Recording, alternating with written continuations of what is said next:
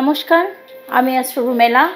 আজ আমি যে বিষয়টা নিয়ে আপনাদেরকে বলবো, যে বিষয়ের উপর আমার এই ভিডিও, সেটা হচ্ছে আমাদের অনেকের মধ্যেই আত্মহত্যা করার প্রবণতাটা আজকাল খুব বেড়ে গেছে। অল্প বয়সী বাচ্চাদের মধ্যে এই জিনিসটা ভীষণ বেশি দেখা যায়, এবং শুধু অল্প বয়সী কেন, মাঝবয়সী, সমবয়সী, প্রত্যেকটা মানুষের মধ্যেই যত দিন যাচ্ছে ডিপ্রেশন, অ্যাংজাইটি, স্ট্রেস এগুলো অনেক অনেক অনেক বেশি বেড়ে যাচ্ছে।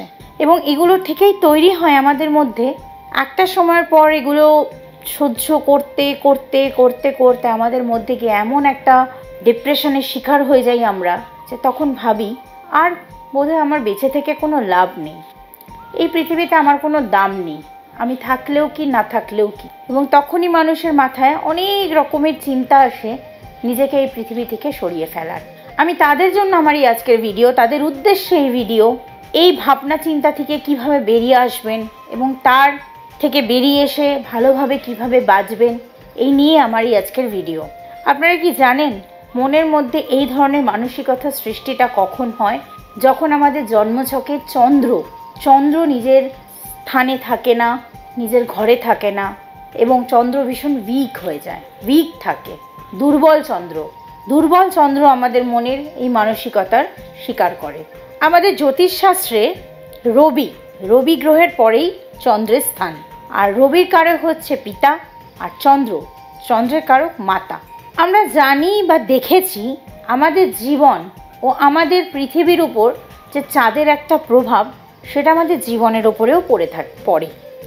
আমরা যেমন লগ্নকে কেন্দ্র করে সকল বিষয় বা 12টি ভাব বিচার করে থাকি, ঠিক তেমনি চন্দ্র থেকেও আমরা আমাদের 12টি ভাব বিচার করে থাকি। তাহলে আশা করি বুঝতেই পারছেন চন্দ্রের প্রভাব কতটা মানব জীবনের ওপরে পড়ে এবং জ্যোতিষশাস্ত্রে পড়ে।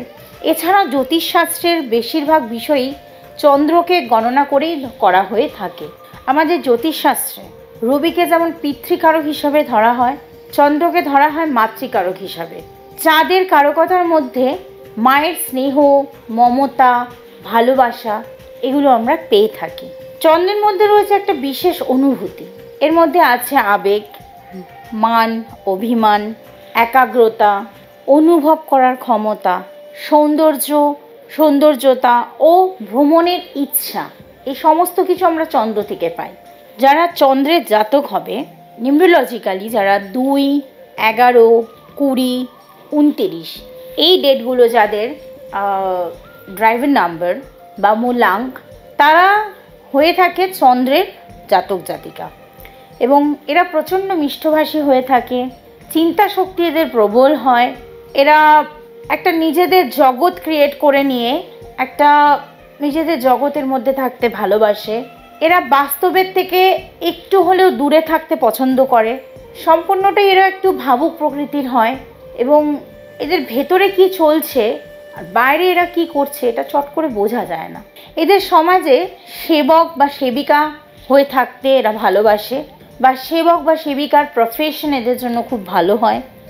ভালো শিল্পী হতে পারে এরা, এবং অন্যদের দুঃখ কষ্টে এদের অনেক সময় মন কেঁদে ওঠে। অন্যদের দুঃখ কষ্ট এরা খুব একটা দেখতে পারে না। চন্দ্র অশুভ হলে, জাতক জাতিকাদের লগ্ন ছকে চন্দ্র যদি অশুভ থাকে, তাহলে সেই জাতক জাতিকার মানসিক অবস্থা, অবসাদ খুবই দুর্বল প্রকৃতির হয়, এবং অনেক সময় মানসিক ভারসাম্যহীনও এরা হতে পারে। পাগলামি এদের মধ্যে এক ধরনের দেখা যায়। এরা বাস্তব থেকে দূরে গিয়ে নিজেদের একটা আলাদা জগৎ ক্রিয়েট করা পছন্দ করে, এবং সেটা যদি সে না করতে পারে তখন তার জীবনে নেমে আসে হতাশা, এবং হতাশার মধ্যে থেকে এদের জীবনে এরা আত্মহত্যা করার চেষ্টা অবধি করে থাকে। এবং এদের মধ্যে এই চেষ্টাটা ভীষণ প্রবল, আত্মহত্যা করার যে চেষ্টাটা, এটা এদের মধ্যে খুব প্রবল পাওয়া যায়, যদি এদের চন্দ্র ঠিক ফল এদের না দিয়ে থাকে জন্মছকে। চন্দ্র অশুভ হলে এদের মধ্যে কি হয়? এদের মধ্যে লজ্জা বা লাজুকতা অনেক বেশি দেখা যায়। সবার সাথে মিলেমিশে এরা থাকতে পারবে না, এরা এক ঘরে একা সেরে থাকা পছন্দ করবে। এছাড়া চন্দ্র অশুভ হলে যে সময় অমাবস্যা বা পূর্ণিমা আসবে, তখন বিশেষ প্রভাব এদের ওপর এক ধরনের পড়বে। চন্দ্র দ্বারা রোগ, যেমন শরীরের জরায়ুর রোগ, ডিম্বাশয় নষ্ট হয়ে যাওয়া, সবসময় ঠান্ডা লেগে থাকা, পাগলামি, মানসিক দুর্বলতা, ভারসাম্যহীনতা এবং আত্মহত্যা করার ইচ্ছা প্রবল এদের মধ্যে দেখা যাবে। চন্দ্র অশুভ হলে এরা লজ্জা পাওয়া, লাজুকতা, এই সমস্ত কিছু এদের মধ্যে অনেক বেশি দেখা যাবে। এবং এদের শরীরে কি হয়, অনেক সময় জলের মাত্রা কমে যায়, এদের ফুসফুসের নানান রকমের রোগ দেখা দিতে পারে, গ্ল্যান্ডের কোনো রোগও হতে পারে, মহিলাদের জরায়ু রোগ, ঠান্ডা লেগে থাকা, হাঁপানি রোগ, মূত্রাশয়ের কোনো রোগ এবং শরীরের কষ্ট পাওয়া ইত্যাদি রোগ নানান রকম এদের লেগেই থাকবে। তো কিছু উপায় আমি আজ বলবো, যারা চন্দ্রের জাতক জাতিকা আছেন, যাদের জন্মছকে চন্দ্র দুর্বল অবস্থায় রয়েছে বা যারা ডেস্টিনি নাম্বার 2, 11, 20, 29, তারা আমি কয়েকটা প্রতিকার বলছি, এগুলো করতে পারে। প্রথমত হচ্ছে চন্দ্রের দোষ দূর করার জন্য প্রতি সোমবার গরিবকে দই, চিনি, চাল, পৈতে এবং সাদা বস্ত্র দান করতে পারেন। এটা আপনার জন্য অত্যন্ত শুভ ফল দেবে। দ্বিতীয় উপায় হচ্ছে প্রতিদিন ভোরে উঠে যখন স্নান করছেন, স্নান করার পর শিবলিঙ্গে জল ঢালুন। জল ঢালার সময় ওম নমঃ শিবায় মন্ত্রটা অবশ্যই মনে করে 11 বার ও 108 বার জপ করুন। তৃতীয় উপায়, চন্দ্রের দোষ দূর করার জন্য প্রতি সোমবার শুদ্ধ মনে ও শুদ্ধ বস্ত্রে চন্দ্রের গায়ত্রী মন্ত্র জপ করুন। এতে বিশেষ বিশেষ ফল পাবেন। পূর্ণগ্রাস ও চন্দ্রগ্রহণের সময় কিছু বিশেষ নিয়ম পালন করবেন, আশাতীত ফল পাবেন। সেগুলো আমি ভিডিওর মাধ্যমে বলে দেব, একটা ভিডিওতে এত কিছু বলা সম্ভব নয়, সেই জন্য আলাদা ভিডিও আমি বানাবো, অবশ্যই আমি ওপরে লিঙ্কও দিয়ে দেব, সেই ভিডিওটা ফলো করবেন। চতুর্থ উপায়, প্রতি সোমবার রূপোর গ্লাসে চেষ্টা করুন জল খাওয়ার এবং সেই জলের মধ্যে যদি পারেন মুক্তোর 1-2 দানা ফেলে দিন। মুক্তোর আংটি আমরা অনেকেই হাতে পরে থাকি বা আমাদের অনেকের কাছেই মুক্তোর জুয়েলারি থাকে, সেইটা পরিষ্কার করে ওই জলের মধ্যে ফেলে দিন এবং রূপোর গ্লাসে জল পান করুন। ওই জল আপনাকে আলাদাই মাত্রা দেবে, আপনার চন্দ্রগ্রহ খুব ভালোভাবে আপনাকে ফল দেবে এই জল যদি আপনি পান করতে পারেন। না হলে পরে সকলকে আমি বলবো মুক্তোর আংটি অবশ্যই একটা ধারণ করুন। এই আংটিটা পরতে হবে আপনাকে কনিষ্ঠা আঙুলে, কনিষ্ঠা মানে এই আঙুলে।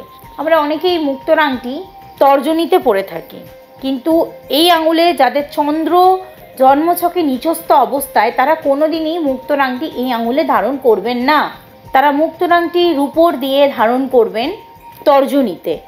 এটি আপনাকে চন্দ্রের শুভ ফল দেবে। আজ আলোচনা করলাম চন্দ্রগ্রহ নিয়ে। আপনারা এই রেমেডিসগুলো করুন এবং আমাকে কমেন্ট বক্সে জানাবেন আপনারা এই রেমেডিসগুলো করে কে কতটা ফল পেলেন, শারীরিক মানসিকভাবে কতটা ভালো আছেন। আমি অ্যাস্ট্রো রুমেলা এই ধরনের অ্যাস্ট্রোলজিক্যাল ভিডিও দেখতে এবং রেমেডিস পেতে, বাস্তু রিলেটেড রেমেডিস পেতে, নিউমেরোলজি রিলেটেড রেমেডিস পেতে, অকাল্ট রিলেটেড রেমেডিস পেতে আমার চ্যানেলটাকে অবশ্যই সাবস্ক্রাইব করে রাখুন এবং আমার ভিডিওটা ভালো লাগলে লাইক করুন, আপনার নিজের কাছের লোকেদের সাথে শেয়ার করুন। Because sharing is caring. আপনার একটা শেয়ারিংয়ের আমার ভালো হবে, আপনি যাকে করছেন তার ভালো হবে এবং কোথাও না কোথাও আপনারও ভালো হবে।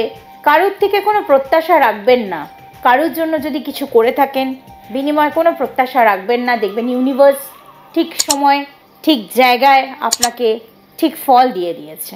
জয় মা কালী, জয় মা তারা, জয় জগন্নাথ। ভালো থাকুন, সুস্থ থাকুন আর আমার ইউটিউব চ্যানেলটা ফলো করতে থাকুন।